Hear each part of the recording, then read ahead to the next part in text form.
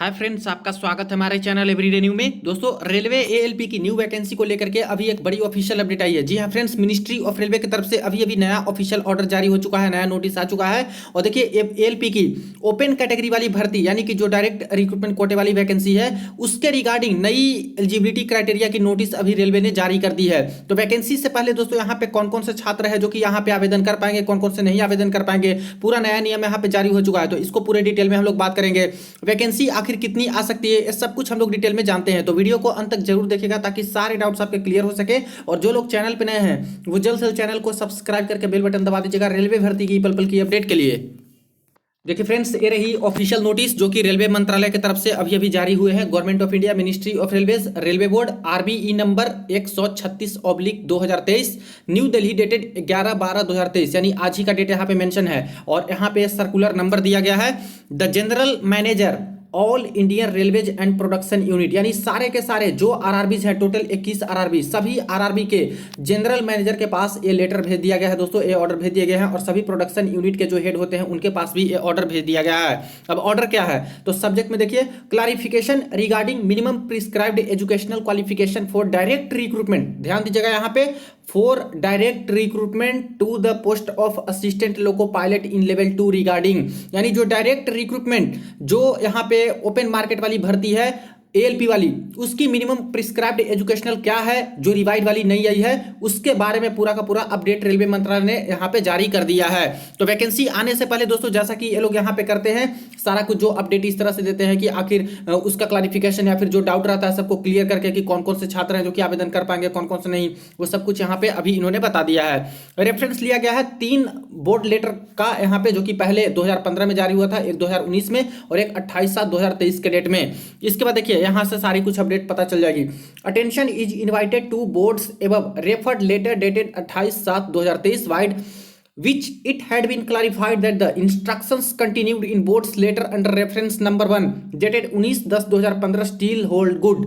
देखिए क्या था दोस्तों, 28/7/2023 के डेट में एक जनरल मैनेजर, जो आरआरबी के जो जनरल मैनेजर हैं उनके तरफ से रेलवे मंत्रालय को एक लेटर भेजा गया था और वहां पे कुछ चेंजेस करने की बात कही गई थी कि जो डायरेक्ट रिक्रूटमेंट आने वाली है, जो ओपन मार्केट वाली भर्ती आने वाली, ओपन कैटेगरी वाली, उसमें यहाँ पे कुछ कुछ ट्रेड है जो आईटीआई के, उसको खत्म करने की बात कही जा रही थी और कुछ कुछ नए ट्रेड को ऐड करने की बात कही जा रही थी। तो यहाँ पे रेलवे मंत्रालय का साफ साफ यही कहना है कि जो ऑर्डर 19/10/2015 के डेट में पारित हुआ था रेलवे मंत्रालय का एजुकेशनल क्वालिफिकेशन को लेकर के, वो स्टिल होल्ड गुड, यानी वही मान्यता रहेगी, वही यहाँ पे मान्य है। तो यानी कि कोई बदलाव नहीं किया है दोस्तों। यहाँ पे जो बदलाव के बारे में चल रहे थे एजुकेशनल क्वालिफिकेशन को लेकर के, और पुराने वाली जो ऑर्डर है उसी को यहाँ पे मान्यता रेलवे मंत्रालय ने दी है। सेकंड नंबर में देखिए, para number 137(2) under the heading 3 transportation, जिसमें पावर डिपार्टमेंट आता है, of chapter number 1 of Indian railway establishment manual, Volume 1 Revised Edition 1989 accordingly stands amended as per Advance Correction Slip ACS number 284 enclosed herewith। और जो यहाँ पे amendment किया गया था उसको यहाँ पे जारी रखने की बात कही है इंडियन रेलवे ने, और इसका जो अमेंडमेंट वाला चीज है वो सब कुछ यहाँ पे 284 नंबर में यहाँ पे इंक्लोज करके इन्होंने दिया है। तो आइए अब देख लेते हैं कि आखिर यहाँ पे नया जो एजुकेशनल क्वालिफिकेशन है वो क्या है और कौन कौन से कैंडिडेट होंगे जो कि असिस्टेंट लोको पायलट की नई भर्ती आने पर आवेदन कर पाएंगे, कौन कौन से छात्र आवेदन नहीं कर पाएंगे। ये जो कॉपी है सारे के सारे जनरल मैनेजर के पास तो ये ऑर्डर लेटर भेजा गया है, प्लस सभी जगह पे देखिए एआईआरएफ के जो जनरल सेक्रेटरी हैं उनको भी भेज दिया है कि अगर इस पे कोई दिक्कत हो तो यहाँ पे बता सकते हैं, ऑब्जेक्शन हो तो रख सकते हैं वो बातें। एनएफआईआर जो हैं उनके भी जनरल सेक्रेटरी को भेजा गया है, और भी जगह पे दोस्तों यहाँ पे ऑर्डर लेटर है जो कि भेज दिए गए हैं, जो इन्होंने बदलाव किए हैं या फिर जो नया अमेंडमेंट आया है आपके एजुकेशनल क्वालिफिकेशन को लेकर के एएलपी भर्ती में। देखिए यही है Indian railway establishment manual volume number 1 revised edition 1989 है, chapter number 1 section B sub section 3 recruitment and training transportation power department में, जो कि यहाँ पे असिस्टेंट लोको पायलट 2 कैटेगरी में आती है, एक डीजल और दूसरा इलेक्ट्रिकल, डीजल और इलेक्ट्रिकल, ये 2 कैटेगरी में असिस्टेंट लोको पायलट की भर्ती होती है। और देखिए कोई भी कैंडिडेट होते हैं दोस्तों, दोनों ही पोस्ट के लिए एलिजिबल होते हैं। आप एग्जाम निकालिएगा, जैसा पोस्ट प्रेफरेंस डालते हो, या तो डीजल पहला पे रखते हो एलपी में, या तो इलेक्ट्रिकल पहला पे रखते हो, तो उसके अकॉर्डिंग आपको यहाँ पे जॉब मिलते हैं। कोई फर्स्ट प्रेफरेंस पे डीजल वाला रखता है तो वो जब सिलेक्शन लेंगे तो एएलपी डीजल वाले पे उनका सिलेक्शन होता है, इलेक्ट्रिकल वाले पे फर्स्ट प्रेफरेंस रहते हैं तो उनको वो वाली मिल जाती है। लेकिन ट्रेनिंग का सारा कुछ आपको वही सेम टू सेम एक तरह से रूल के अकॉर्डिंग दिया जाता है। तो दो तरह का पोस्ट होता है एएलपी में, डीजल और इलेक्ट्रिकल का, और सारे के सारे के लिए अब ये रूल है एडवांस करेक्शन स्लिप नंबर 284, जिसमें यहाँ पे बता दिए गए हैं क्वालिफिकेशन एक्सेट्रा वाले में फॉर डायरेक्ट रिक्रूटमेंट। देखिए जो नई भर्ती डायरेक्ट रिक्रूटमेंट आएगी ओपन भर्ती, उसके रिगार्डिंग सबसे पहले बोला है इन्होंने कि एएलपी के लिए वही लोग एलिजिबल होंगे, वही फॉर्म भर सकते हैं जो मैट्रिकुलेशन पास हैं, यानी कि 10th पास हैं, plus ITI in specified trades act apprenticeship. 10th pass plus जो आईटीआई कर चुके हैं वो यहाँ पे आवेदन कर सकते हैं। लेकिन आईटीआई किस में? सभी में नहीं, स्पेसिफाइड ट्रेड में, कुछ ट्रेड्स में, जो कि यहाँ पे आगे हम लोग चर्चा करेंगे कि कौन कौन से ट्रेड वाले यहाँ पे एएलपी में आवेदन कर पाएंगे।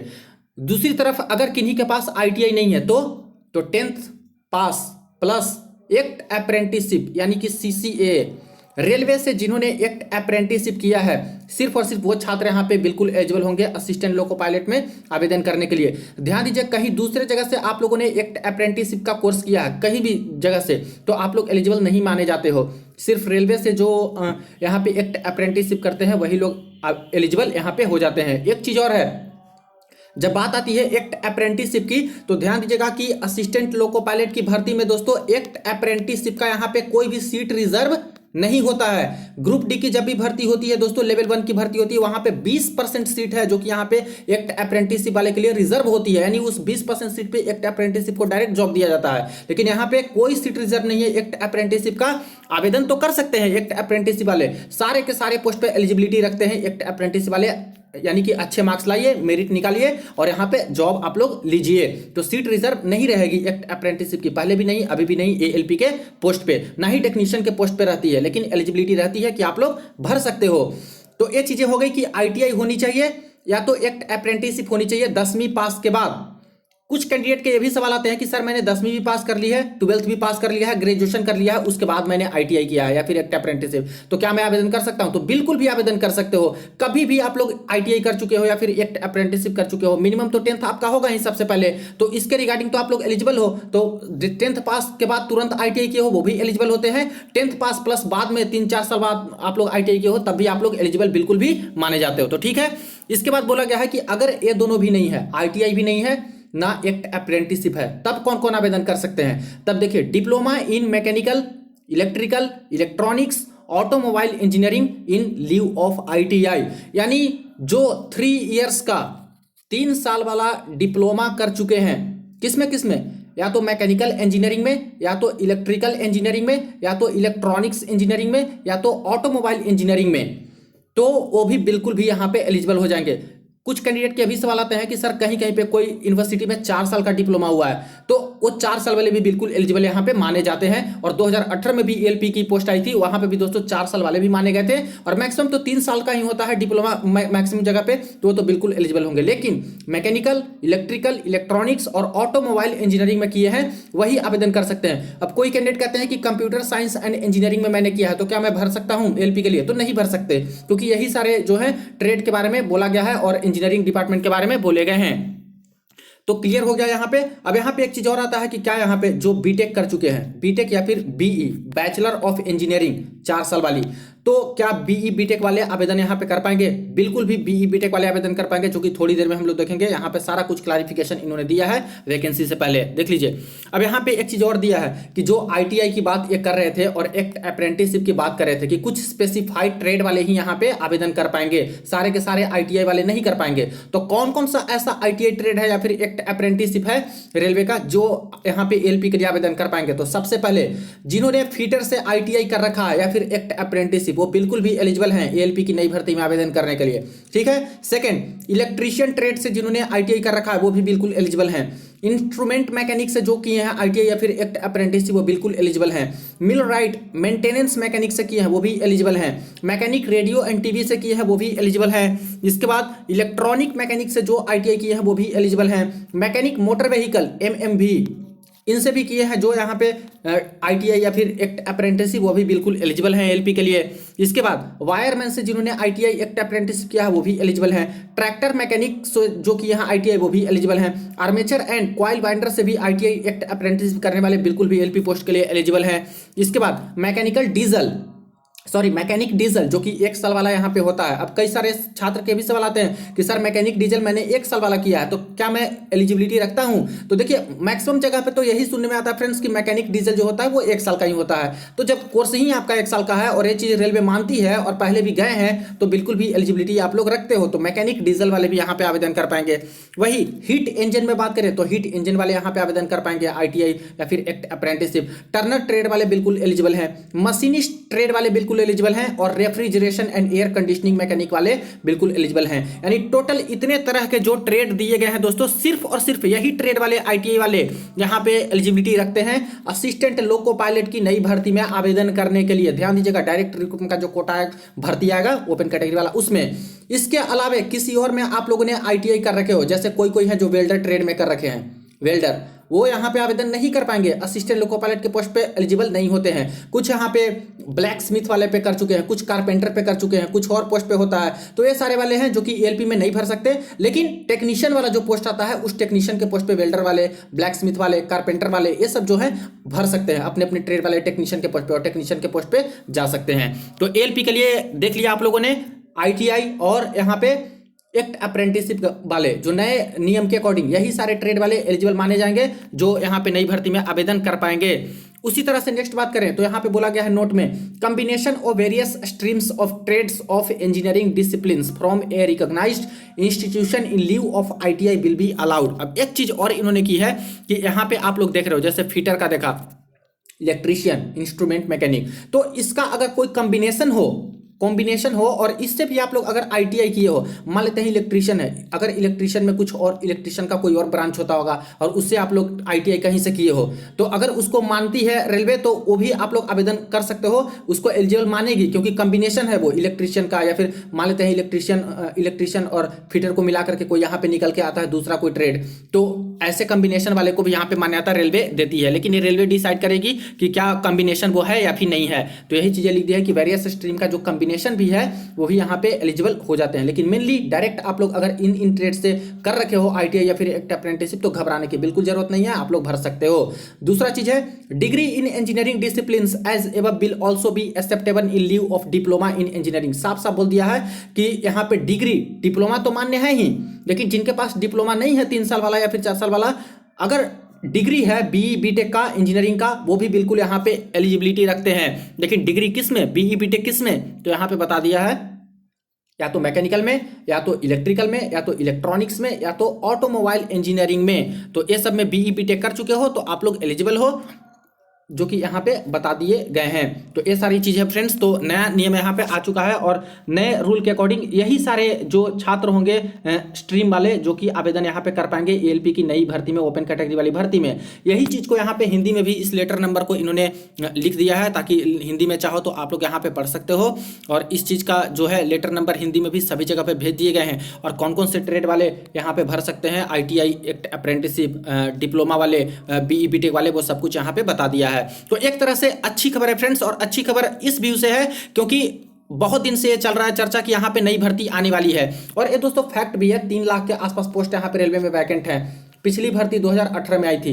ALP का लगातार दोस्तों यहाँ पे हड़ताल चला है यहाँ पे लेकर के कि ALP में 12 घंटे 14 घंटे काम करवाए जा रहे हैं, एम्प्लॉय की शॉर्टेज है। और इस चीज को गवर्नमेंट भी कहीं ना कहीं देख रही है और किरकिरी हो रही है मिनिस्ट्री ऑफ रेलवे का हर तरह से कि आखिर ALP में जब इतने पोस्ट खाली हैं तो क्यों नहीं भर्ती भरा जा रहा है। 3-3 लाख पोस्ट जब वैकेंट है हर डिपार्टमेंट को मिला के, उसमें ALP टेक्नीशियन का ही बहुत सारा पोस्ट खाली होता है। देखिए जब भी भर्ती आती है तो सबसे ज्यादा पोस्ट पे किसका भर्ती आता है, ग्रुप डी का, सबसे ज्यादा ग्रुप डी का, क्योंकि ग्रुप डी ज्वाइन करने वाले भी सबसे ज्यादा रहते हैं और जॉब छोड़ने वाले भी सबसे ज्यादा रहते हैं। ग्रुप डी में जल्दी जल्दी जॉब छोड़ देते हैं, कहीं दूसरी जगह पे हो गया या फिर किन्हीं को राश नहीं आया, जॉब अच्छा नहीं लगा तो छोड़ दिए, रिजाइन कर दिए। तो ये सीटें खाली होती रहती है बहुत सारी ग्रुप डी की। और जितना यहाँ पे इंफ्रास्ट्रक्चर और बाकी सारे रेल और ये सब चीज़ का डेवलपमेंट हो रहा है, पटरियों और हर चीज़ के बिछाई जा रही है, तो उनको देखते हुए दोस्तों ग्रुप डी एम्प्लॉय की जरूरत सख्त से सख्त बहुत ज़्यादा हो जाती है। तो ग्रुप डी का सबसे ज़्यादा वैकेंसी आता है और सेकंड नंबर पे दोस्तों आपका ALP टेक्नीशियन ही होता है। तो ALP और प्लस टेक्नीशियन इन दोनों का भी बहुत ज़्यादा वैकेंसी यहाँ पे आता है। तो इस बार भी ALP टेक्नीशियन का ही भर्ती यहाँ पर आपको अच्छा खासा पोस्ट पे देखने को मिल जाएंगे। अब बात कर लेते हैं कि आखिर वैकेंसी कितने पोस्ट पे आ गई। तो देखिए यहाँ पे ऑफिशियल डेटा के अकॉर्डिंग हम लोग बात करेंगे। ऑफिशियल डेटा के अकॉर्डिंग जो RTI मैंने फाइल किया था जुलाई में, 31 जुलाई के आसपास जो यहाँ पे RTI का रिप्लाई आया था फ्रेंड्स, वहाँ पे असिस्टेंट लोको पायलट का, ALP का, टोटल यहाँ पे दोस्तों 16,373 पोस्ट वैकेंट है। कब तक का? 31 जुलाई 2023 ये डेटा है फ्रेंड्स। इसके आसपास के डेटा में ही शायद आया था, जो कि RTA मैंने फाइल किया था। 16,373 के आसपास पोस्ट। अब यहाँ पे सवाल उठेगा कि क्या सर जब वैकेंसी आएगी तो क्या इतने ही पोस्ट पे आएगी? तो देखिए इतने पोस्ट पे नहीं आएगी, क्योंकि इस बार जितनी भी वैकेंसी रेलवे दे रही है वो दोस्तों एक्सपेक्टेड 2 साल की एक्स्ट्रा वैकेंसी को लेकर के चल रही है। GDCE की जो आपकी भर्ती आई 2025 की वैकेंसी का आकलन करके भर्ती दिए गए।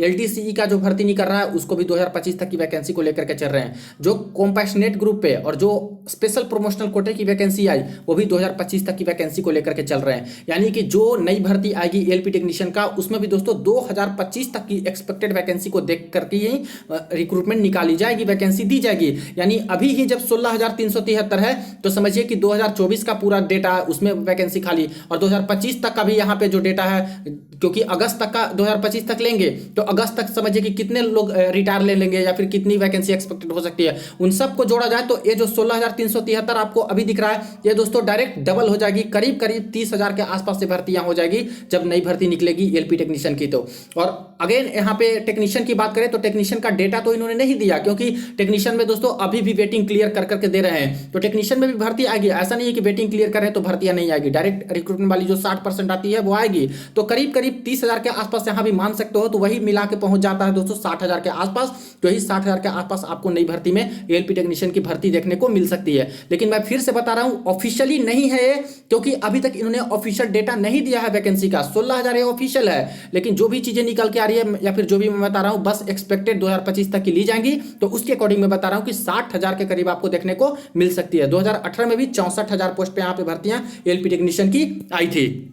अब दोस्तों अंत में बात कर लेते हैं कि चलो ये चीज तो आ गई, यहाँ पे मिनिमम एजुकेशनल क्वालिफिकेशन का रिवाइड यहाँ पे इन्होंने जारी कर दिया। तो आखिर खुशखबरी कब देखने को मिलेगी, यानी कि नई भर्ती कब देखने को मिलेगी, नोटिफिकेशन कब तक आएंगे? तो देखिए फ्रेंड्स, अभी तक शॉर्ट नोटिस भी इन्होंने जारी नहीं किया है नई भर्ती को लेकर के, ALP की भर्ती को लेकर के। दो बड़े प्रोटेस्ट यहाँ पे हुए हैं ALP को लेकर, टेक्नीशियन, जूनियर इंजीनियर, सारे के सारे नई भर्ती की मांग हम लोगों ने की थी।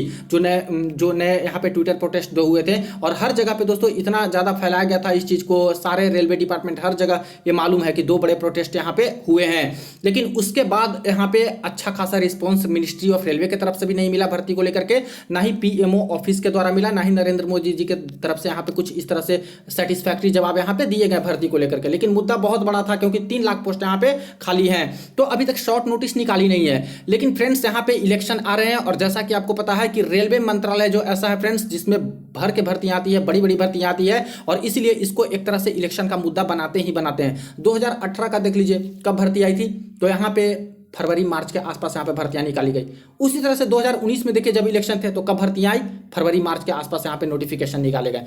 यही चीजें इस बार भी बनते हुए दिख रही है फ्रेंड्स कि यहाँ पे जब इलेक्शन है लोकसभा वाले, तो मान के चलिए आप लोग कि जनवरी या फिर फरवरी के आसपास में ही नोटिफिकेशन आने के चांसेस है। इसको पॉलिटिकली मुद्दा थोड़ा तो बन ही जाता है फ्रेंड्स। मिनिस्ट्री ऑफ रेलवे है, क्योंकि भर्तियां बहुत ज्यादा देते हैं, 1 लाख से प्लस ही भर्तियां रहते हैं। ALP की निकालेंगे, ग्रुप D की निकालेंगे, जूनियर इंजीनियर का आना है, RPF SI कांस्टेबल का आना है। तो ये सारी चीजें हैं जो कि हो जाती हैं। मैं ज्यादा नहीं बोलूंगा इसके ऊपर, आप लोग भी समझदार हैं, आप लोग समझते हैं। लेकिन अभी तो दिखते हुए नहीं बन रही है कि आपको कोई शॉर्ट नोटिस आ जाए या फिर कुछ इस तरह से गैजेट नोटिफिकेशन में डाल दे। हाँ, एक चीज और है फ्रेंड्स कि नोटिफिकेशन निकालने से पहले, भर्तियों की ऑफिशियल नोटिफिकेशन निकालने के पहले भारत सरकार का जो गैजेट नोटिफिकेशन होता है उसमें एक नोटिफिकेशन निकालते हैं। तो अभी तक तो कोई इसका अपडेट आ नहीं रहा है। जनवरी में मान के चलिए कि हो सकता है कि जनवरी में यहाँ पे गैजेट नोटिफिकेशन में भर्ती के रिगार्डिंग शॉर्ट नोटिस देखने को मिल सकते हैं, और हो सकता है कि जनवरी के एंड तक या फिर फरवरी में दोस्तों आपको नोटिफिकेशन ALP के पोस्ट पे देखने को मिल सकते हैं। वही RPF SI constable, junior engineer और जो SSE के पोस्ट है उस पे, और हो सकता है कि ग्रुप D के पोस्ट पे या फिर NTPC के पोस्ट पे भी नई भर्तियां आपको देखने को मिल सकती है। तो फिलहाल तो ये अपडेट है, और अच्छी खबर मान सकते हो। देखिए भर्तियां तो आनी ही आनी है फ्रेंड्स, वो भर्तियां आएंगी क्योंकि पोस्ट बहुत ज्यादा खाली है और उसको भरना ही है। लेकिन एक तरह से अभी जो यहाँ पे छात्र के बीच में चल रहा है निगेटिविटी की भर्तियां आएंगी नहीं आएंगी, कब आएंगी, तो एक तरह से ये जो नोटिस आई है 11/12/2023 के डेट में, जो मिनिमम एजुकेशनल क्वालिफिकेशन के बारे में इन्होंने नया आदेश जारी कर दिया है, जो एक तरह से पॉजिटिविटी की तरफ लेके जाती है और पॉजिटिव सोच सकते हो कि हाँ कुछ दिनों के अंदर या फिर कुछ महीने के अंदर यहाँ पे भर्तियाँ आने वाली है। और मेरे अकॉर्डिंग भी बात करें तो भर्तियाँ आएंगी दोस्तों, जैसे ही भर्तियाँ आती है चाहे वो जनवरी फरवरी के आसपास, सबसे पहले आपको अपडेट दूंगा। शॉर्ट नोटिस भी आती है, सबसे पहले आपको अपडेट कर दूंगा। तो इसलिए चैनल को जरूर सब्सक्राइब कर लीजिएगा और वीडियो को ज़्यादा शेयर कर दीजिएगा। बाकी कुछ क्वेरी हो कमेंट सेक्शन में पूछ सकते हो। चलिए मिलते हैं नेक्स्ट वीडियो में नेक्स्ट अपडेट में।